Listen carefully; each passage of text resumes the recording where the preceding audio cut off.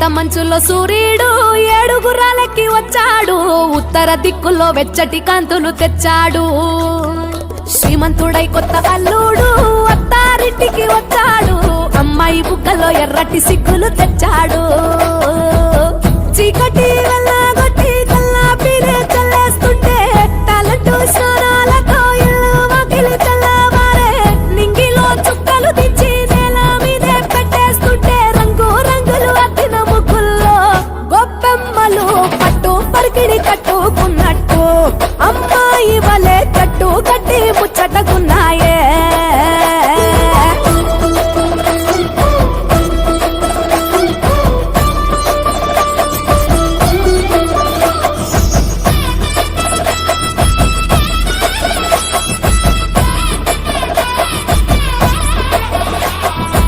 పురాణ మోపు గట్టి రంకెలేసే ఎడ్ల పోటీ గుడి గంటలు మోగేనట పండగనే చాటి.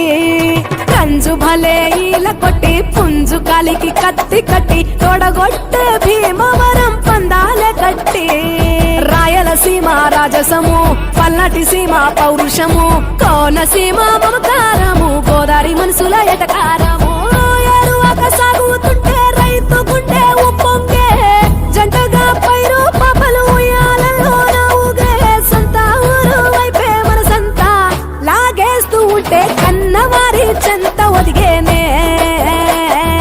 సంబరాలలో ఆంధ్ర తెలంగాణ 3 రోజులు మునిగి తేలేనా. వేరు వేరుగున్న తెలుగు బిడ్డలేనా అమ్మ కడుపు చల్లగుండాలన్నా.